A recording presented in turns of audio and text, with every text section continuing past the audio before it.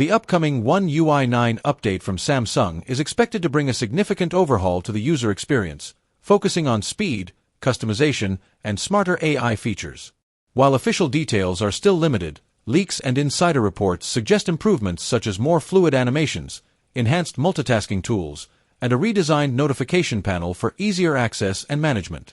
One UI 9 is also expected to integrate advanced AI-powered personalization, allowing the system to predict app usage, optimize battery life, and offer context-aware suggestions for everyday tasks.